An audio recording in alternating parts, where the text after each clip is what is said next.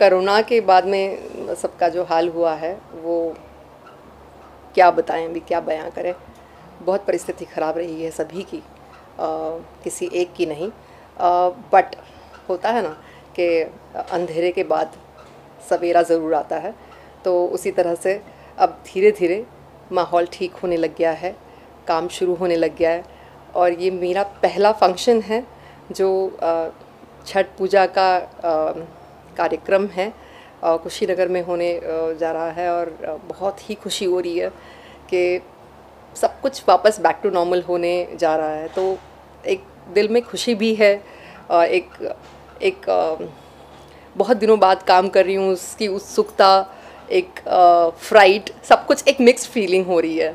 So no doubt Kushinagar एक बहुत अच्छी जगह है जहाँ पे मैं हमेशा से ही शूट करना चाह रही थी।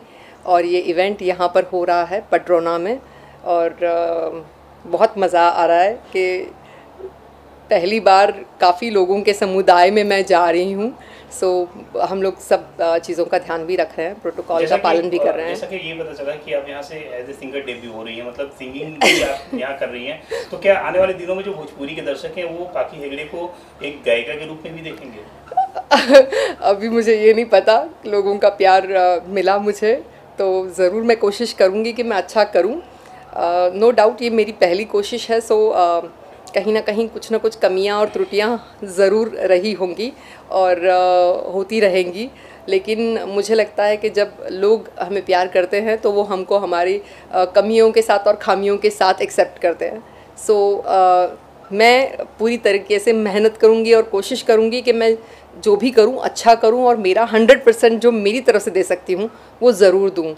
तो आशा करती हूँ लोगों को ये पसंद आए और वो मुझे एक्सेप्ट करें एज सिंगर ऑल्सो।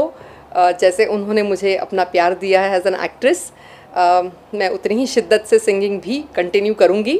और चाहूँगी कि लोग ज़रूर एक बार इस शो में रूबरू हो, देखें, और अगर उनको अच्छा लगेगा तो 100% मैं कंटिन्यू करूँगी। मैम, बात करें जो है छठ महापर्व में आप शामिल हुई और जैसे कि सिंदूर दिख रहा है, तो क्या कहना चाहिए सिंदूर का राज और छठ महापर्व के आस्था का जो लोक पर्व है? सिंदूर का तो कोई राज नहीं है, ये एक कार्यक्रम है जहाँ पर हम परफॉर्म कर रहे हैं। लेकिन इसकी जो एक्चुअल में महत्ता है वो बहुत बड़ी है।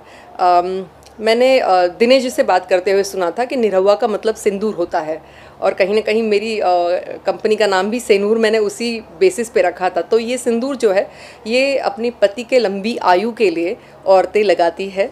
तो वो अपनी पति की आयु इतनी लंबी चाहती है कि वो यहाँ से नहीं भरती हैं, इनको यहाँ से भरती है। सो एक ये स्पेशल ट्रेडिशन है जो मैंने पहली बार फील किया, जो इंडिया में मुझे कहीं नहीं दिखा।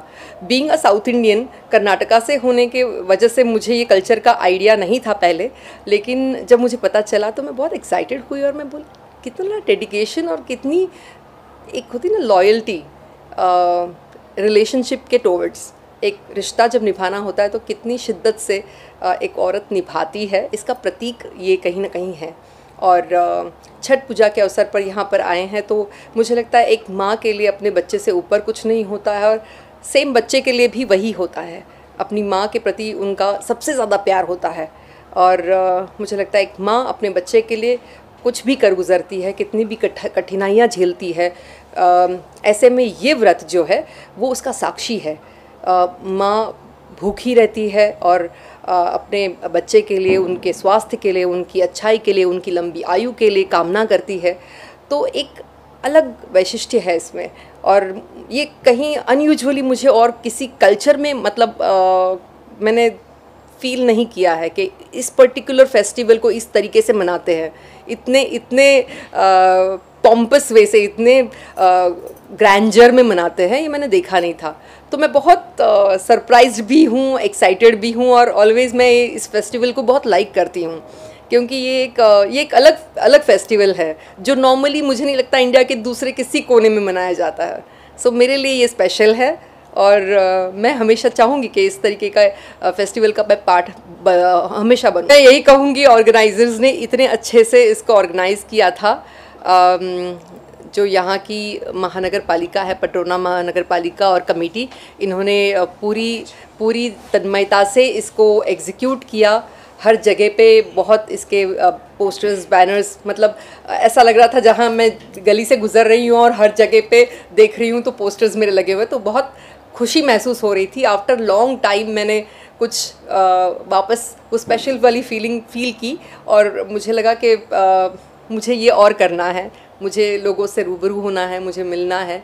चाहती हूँ कि कोरोना की जो महामारी रही है वो एकदम जल्दी ख़त्म हो जाए और हम लोग वापस बैक टू नॉर्मल वैसे ही हो जाए, तो मैं बहुत ज़्यादा इवेंट्स, फेस्टिवल्स मना पाऊँ, सब अपने दोस्तों के साथ में जा पाऊँ, बाहर फ्रीली घूम पाऊँ, बिना मास्क के घूमूँ, फाइनली वो सिचुएशन भी आ जाए। अभी तो हम प्रोटोकॉल का पालन करेंगे, लेकिन इच्छा है कि जल्दी में ये सब ख़त्म हो जाए।